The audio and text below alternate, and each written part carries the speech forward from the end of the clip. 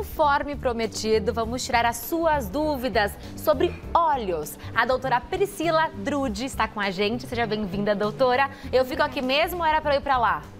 Eu vou para lá, então. Me desculpa, doutora. Eu percebi que tinha alguma coisa estranha aqui na minha movimentação. Seja bem-vinda, doutora. Muito obrigada, Pamela. Um prazer enorme. Prazer é nosso. E hoje nós vamos, então, entender o que acontece com a nossa visão, conforme nós temos algum problema, né, com o passar dos anos também.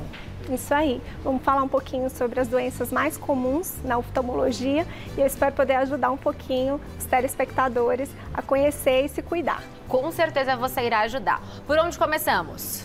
Bom, vamos lá. Eu gosto primeiro de explicar um pouquinho sobre o olho, para que os pacientes que estão atendendo consigam entender sobre as doenças que nós vamos falar. Esse aqui é um olho esquemático, onde a gente tem a parte branquinha do olho, que a gente chama de esclera. Nós temos essa lente transparente aqui na frente do olho, chamada córnea. E abrindo aqui um pouquinho o olho, opa, caiu. Nós temos aqui a região, obrigada, Pamela. Imagina. A íris, que é o colorido do nosso olho. Então obrigada. Essa parte que pode ser marrom, pode ser preta, Isso. Pode ser verde, pode ser azul. Azul, exatamente, é o que dá a cor do olho.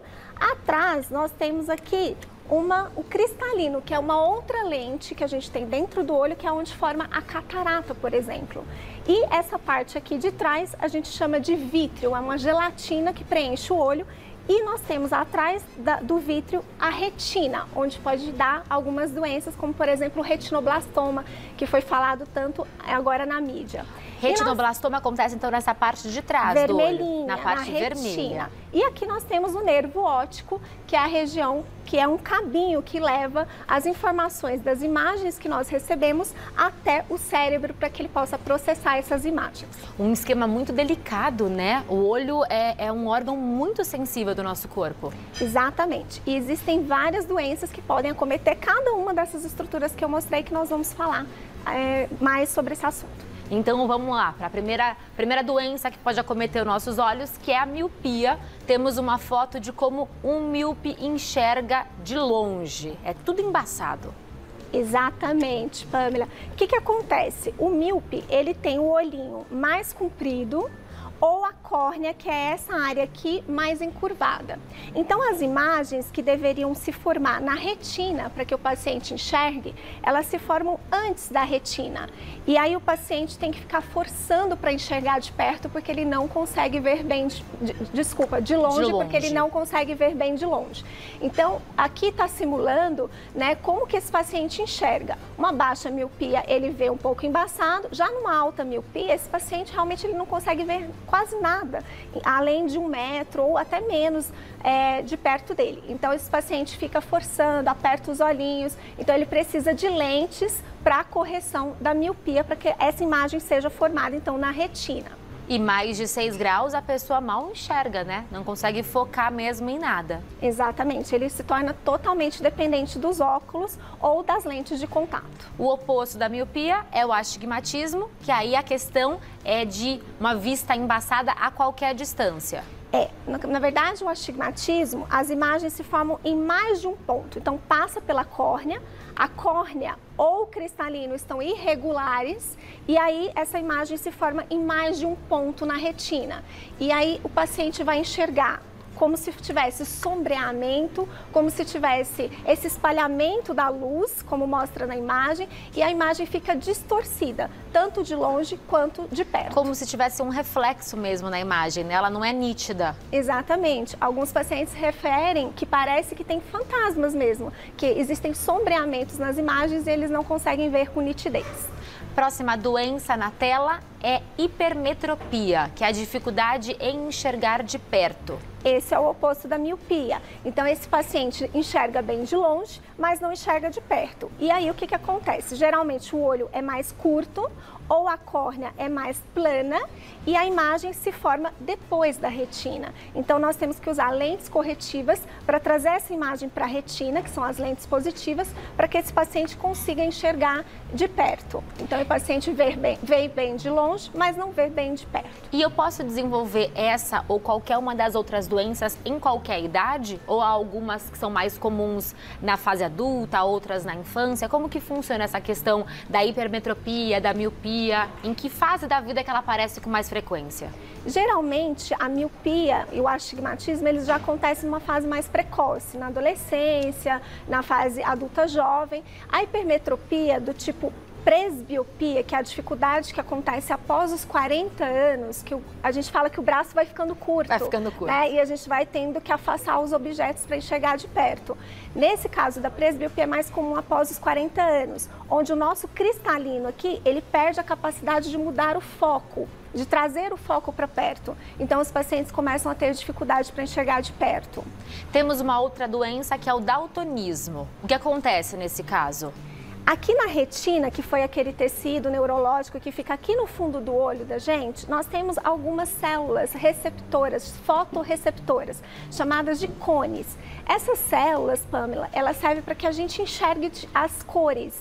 Então, quando o paciente tem uma doença genética, que é o caso do daltonismo, é uma herança ligada ao cromossomo X, que é o cromossomo sexual, que dá o XX no caso da mulher e o XY no caso do homem. Homens podem ter mais daltonismo do que as mulheres, porque eles têm apenas um X.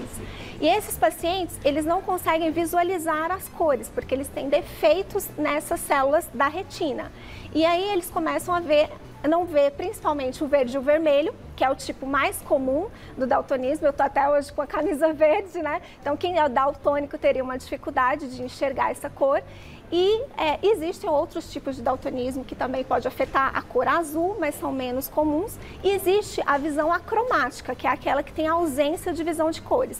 Mas só preto e branco. Só vê preto, branco e os tons de cinza. Mas graças a Deus é bem raro isso. E como corrige?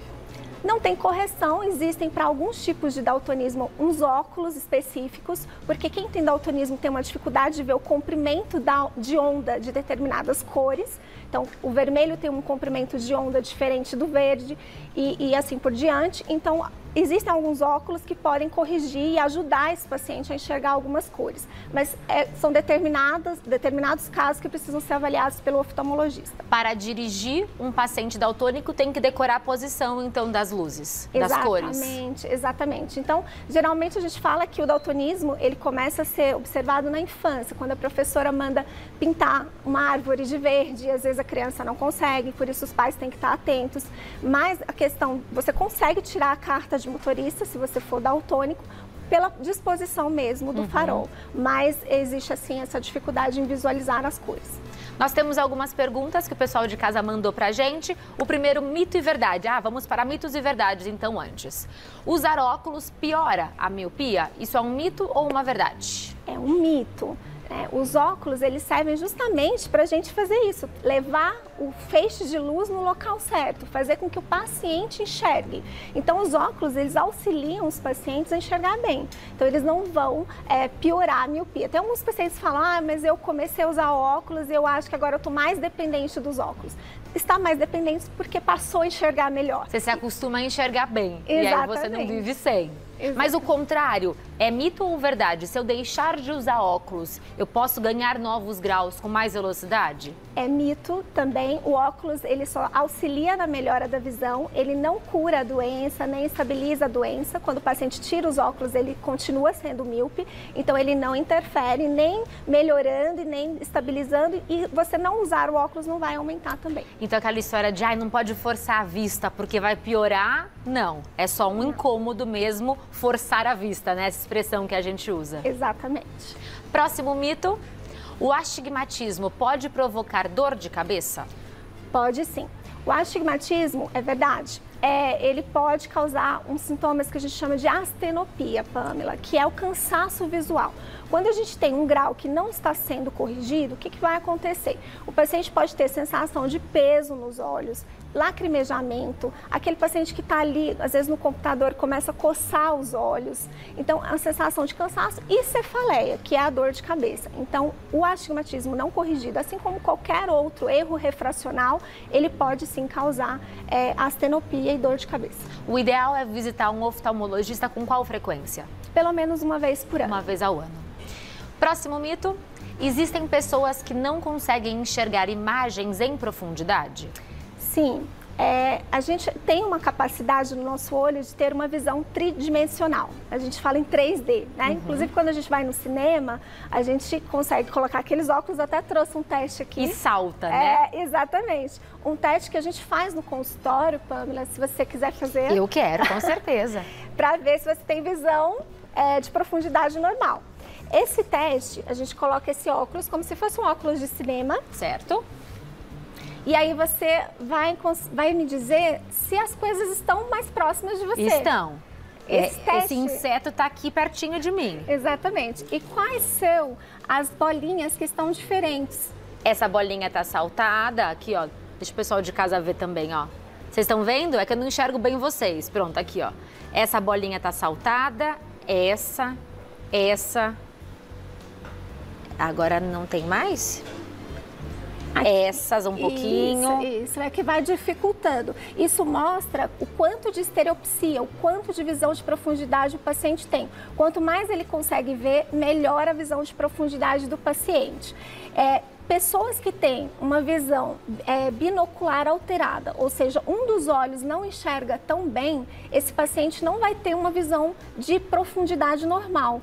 Então, muitas vezes as pessoas vão no cinema e falam, eu vi embaçado, eu não vi bem, ou eu vi durante um tempo, depois eu parei de ver. Então, é importante procurar um oftalmologista para ver se a visão binocular está normal, se os dois olhos enxergam de forma normal e se ele tem visão de profundidade. Pessoal de casa viu as imagens embaçadas, mas aí ao colocar o óculos, ela salta para quem não tem esse problema então. Então aqui, ó, esse inseto que vocês estão vendo de forma plana, embaçada, com o óculos, fica tridimensional. Muito interessante. E esse é um livro, então, que você utiliza para diagnóstico? Exatamente. É um exame, né? Dos testes. Um dos testes, chama testes de Titmus.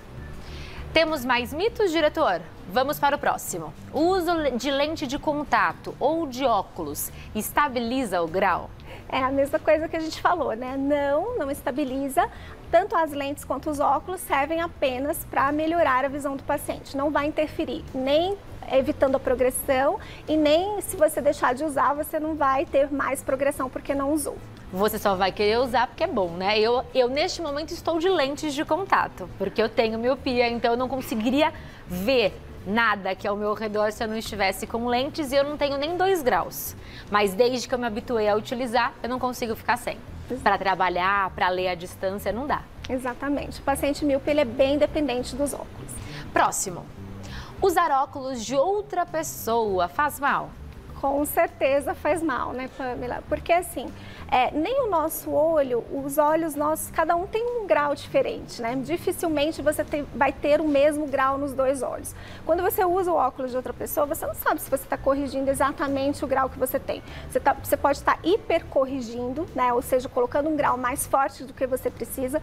Você pode estar hipocorrigindo, utilizando um grau mais fraco, ou você pode até estar usando algo que você não tem. Uma miopia ao invés de um astigmatismo. Então, nunca deve usar óculos de outra pessoa. E eu posso comprar óculos prontos? Aquele óculos que eu vejo na farmácia, que tem lá o grau já escritinho, que é muito utilizado para ler cardápio, né? Para conseguir enxergar coisas perto. Não é o ideal também, porque como eu disse, nem sempre a gente tem o grau igual nos 2 olhos. Então, se você tem o grau, já passou no oftalmologista, o grau é igual nos 2 olhos, aí ok, tudo bem. Mas normalmente o grau é diferente e os óculos que a gente compra pronto, eles vêm com o mesmo grau nos 2 olhos. Então é necessário um diagnóstico prévio, né? Porque a gente às vezes quer só corrigir, né? Mas sem um estudo, sem entender o que é necessário, então. Última pergunta, vamos lá. A cirurgia de miopia, ela elimina para sempre o uso de óculos? Mito ou verdade? Mito. A cirurgia de miopia, eu sempre falo assim, medicina nunca é matemática, né? A gente tenta tirar o grau máximo para dar independência ao paciente. Então, quando a gente corrige a miopia do paciente, é no intuito dele não ficar tão dependente dos óculos ou das lentes de contato. A cirurgia refrativa, que é a cirurgia que corrige a miopia, ela atua justamente aqui na córnea. A gente vai colocar um laser aqui na porção central, onde a gente vai fazer uma ablação e aplanar um pouquinho mais essa córnea para que a imagem se forme na retina. O grau de miopia, ele nunca vai, assim, dificilmente vai zerar. Então, é o que eu disse, por exemplo, eu operei, eu tenho 0,50, um pouquinho de grau, mas eu sou independente dos óculos. O que pode acontecer, como eu expliquei, a partir dos 40 e poucos anos, o paciente voltar a necessitar de um óculos, por exemplo, para leitura. Então, o fato de você ter operado os olhos, seja para miopia, astigmatismo, hipermetropia, não quer dizer que você nunca mais vai precisar dos óculos. A partir dos 40, a gente acaba precisando, que a gente vai perdendo a capacidade de acomodação aqui do cristalino e acaba necessitando dos óculos para perto. Qualquer pessoa pode operar ou há um grau mínimo para que eu possa fazer a cirurgia? Geralmente a gente opera num grau mínimo de 0,50, mas tem que fazer vários exames para ver, né, a espessura da córnea, se a córnea tem uma espessura suficiente para fazer a cirurgia, se o paciente não tem nenhuma doença na córnea que contraindique, ou no olho como um todo que contraindique a cirurgia. Enfim, então um pré-operatório bem feito é super importante. É um procedimento simples? Eu digo que é um procedimento seguro, feito muito rápido, dá para operar os dois olhos, não entra dentro do olho, é feito apenas na superfície da córnea, então tem resultados muito bons e uma taxa de complicação muito baixa. Recentemente apareceu na mídia um caso da Miss russa que se submeteu a uma cirurgia plástica no rosto e ela não consegue mais fechar os olhos. Então foi um caso assim que ganhou realmente grande repercussão porque ela compartilhou essa história dela, né? O que foi que aconteceu aqui? Você saberia dizer e quais são as consequências de uma pessoa não conseguir mais fechar os olhos? Segundo a reportagem, né, que eu vi, a modelo fez um procedimento de blefaroplastia, entre outros procedimentos estéticos no rosto. Você pode ver que ela comenta que ela não consegue nem sorrir mais, né? Só que o problema é que essa paciente, pelo que está dizendo a reportagem, ela tinha uma doença sistêmica chamada de esclerodermia, onde forma placas endurecidas na pele. Então, a cicatrização fica comprometida e aí o que acontece? Formaram-se placas endurecidas que retraíram a pálpebra. Então, ela não consegue mais movimentar as pálpebras. Então, não é algo comum. A cirurgia de blefaroplastia é uma cirurgia muito segura em mãos experientes, né? Nós temos tanto cirurgiões plásticos quanto especialistas oftalmologistas que são cirurgiões de plástica ocular, que fazem esse procedimento, mas o problema dela é que ela realmente tinha uma doença sistêmica que levou a esse quadro dela não conseguir mais fechar os olhos, uma doença autoimune. Não fechar os olhos, o que isso acarreta na nossa saúde visual? As pálpebras são super importantes para manter a saúde dos nossos olhos. Primeiro que elas são uma barreira, né, contra a entrada de corpos estranhos, protege e também lubrifica, né? Ela distribui a lágrima de forma uniforme para que o nosso olho não fique seco. Então, quando você tem uma exposição, o paciente começa a desenvolver um olho seco por exposição. E esse olho seco vai criando machucados, principalmente nessa estrutura, na córnea, e isso pode levar a uma ulceração e até mesmo uma infecção oportunista nessa porta de entrada, e aí esse paciente pode até vir a perfurar os olhos. Nossa. Então é muito grave, precisa ter um acompanhamento do especialista em córnea e doenças da superfície para acompanhar, que no caso é até a minha especialidade, para que a gente possa lubrificar bem esses olhos e ter outras reabordagens cirúrgicas para tentar fazer com que essa paciente fique com os olhos fechados, porque realmente é incompatível. Pelo que eu li na reportagem, ela tem procurado inúmeros médicos, já gastou muito dinheiro para conseguir reverter esse quadro e tomara que isso aconteça, né? Porque eu imagino o incômodo você se submeter a um procedimento que era para ser simples e descobrir uma doença autoimune como essa. Temos algumas perguntas do pessoal de casa. Vamos para a primeira, que é da Maria Beatriz. A catarata pode ter alguma ligação com hipermetropia? A catarata é a opacidade do cristalino. Esse aqui é a segunda lente que a gente tem no olho e a mais comum é a catarata senil, que é a catarata do envelhecimento. Conforme a gente vai envelhecendo, o nosso cristalino vai ficando opaco. É a principal causa de cegueira reversível no mundo, porque você tirando a catarata, você consegue devolver a visão para o paciente. Como tem essa opacidade do cristalino, muda-se a densidade dele. Então, ele pode interferir, levando a mudanças de grau no paciente, principalmente o aumento da miopia, e pode reduzir a hipermetropia. Então, ele acaba afetando, sim, modificando o grau do paciente. Não a hipermetropia, relação direta com a catarata, mas a catarata, ela pode alterar o grau do paciente, sim. Quando você diz retirar a catarata, o que eu retiro exatamente? O cristalino. Essa lente natural a gente retira e coloca uma outra lente intraocular para substituir o cristalino natural do paciente que ficou opaco. Próxima pergunta é da Ivana Limeira. Assistir televisão no escuro ou mexer no celular no escuro prejudica de alguma forma quem tem ceratocone ou miopia? Olha, o recomendado que a gente fala é sempre a gente deixar a iluminação equivalente ao que a gente está usando do computador. Nas telas, a iluminação da tela é equivalente ao ambiente que a gente está. Então, se o ambiente está mais escuro, a gente deixa as telas mais escuras. Se o ambiente está mais claro, a gente aumenta a iluminação das telas. Inclusive, alguns celulares mais modernos já têm essa né? Faz isso automaticamente. Fazem isso automaticamente. Eles já escurecem quando a gente vai para um local mais escuro. Porque isso dá mais conforto, entra menos luz azul, que é essa luz artificial que tem nas telas. Então, é importante, não é diretamente relacionado ao ceratocone ou à miopia, mas para todo mundo é importante. O que é ceratocone?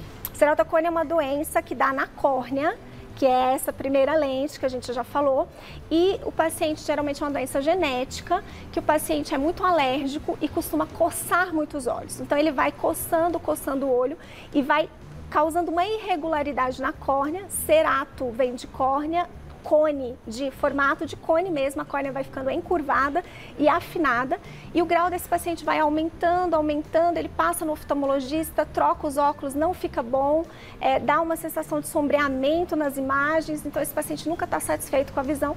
Geralmente são pacientes jovens, então é super importante, começou a aumentar demais o grau, vai no oftalmologista, que pode ser um sinal de ceratocone.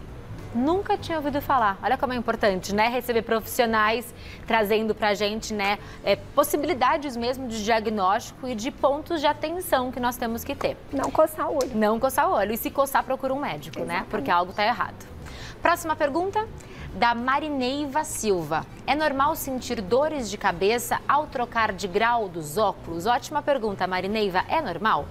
Quando a gente troca os óculos, muitos pacientes, às vezes, a gente nem troca o grau do paciente, ele troca só a armação e ele se queixa, mas está estranho. Então, existe um período de adaptação quando você troca os óculos. Alguns pacientes se queixam, sim, de algum desconforto, de cefaleia, que é a dor de cabeça, mas isso não pode ser persistente. Então, se durar muito tempo, geralmente um multifocal, por exemplo, a período de adaptação é um pouco mais longo, cerca de 3 semanas, 1 mês, mas se isso demorar mais tempo, ele precisa procurar novamente o médico para ver se tem alguma coisa errada ou se a dor de cabeça é de outra causa. Eu sinto dor de cabeça quando eu vou ao oftalmo e me submeto aos procedimentos, porque acho que é isso, né? Você coloca no seu olhar, às vezes, um grau que não é o seu, então tem esse estudo que causa um certo desconforto também. Exato. Próxima pergunta, da Carla Fernandes. O uso indevido de colírios pode trazer algum efeito colateral e até acentuar alguma doença oftalmológica? Com certeza. Existem alguns colírios que tem até o frasco azul, que o pessoal acha que é lubrificante, eu posso usar, mas eles contêm substâncias chamadas de vasoconstritoras. Que é isso? Aquele paciente que tem o olho muito vermelho e acaba pingando colírio por conta própria para o olho ficar mais branquinho. Só que ao fazer vasoconstrição, diminuir o calibre dos vasos, ele melhora de forma temporária e depois ele faz um efeito rebote e o paciente volta a ter o olho vermelho e não tem o diagnóstico do porquê o olho está vermelho. E o uso muito frequente também, em doses altas, indiscriminadas, pode inclusive ter problemas cardiovasculares. Se o paciente for hipertenso, você usar um medicamento que tem vasoconstritor, apesar da absorção sistêmica de um colírio ser baixa, pode haver efeitos colaterais. Outro efeito colateral muito comum são com os corticoides. Esses medicamentos eles podem aumentar a pressão do olho, causar glaucoma e acelerar o aparecimento de catarata. Nossa. Inclusive em pacientes jovens. Então, a automedicação ela nunca é indicada, inclusive pode atrapalhar o oftalmologista a fazer o diagnóstico, porque você mascara os sinais, os sintomas do paciente, dificultando até o diagnóstico. Então, sempre que sentir qualquer coisa no olho, tem que procurar o médico e nunca se automedicar. Curioso que os colírios, eles ficam na parte de fora do centro interno da farmácia, né? Então é um fácil acesso, dá essa sensação de que a gente pode realmente pegar o colírio e levar para casa. Mas não, é um medicamento. Exatamente. E como todo medicamento, tem que ser prescrito por um médico. Correto. Muito obrigada, doutora Priscila. Vou compartilhar com o pessoal de casa o seu Instagram, que é @DRA Priscila Drude, DRA.Priscila com 2 L's, Drude. E tem também o @Olhar Certo. Para mais informações, é só seguir a doutora. Foi uma aula, doutora. Muito obrigada, viu? Eu que agradeço a oportunidade de falar de saúde ocular. Volte sempre. Obrigada. Obrigada.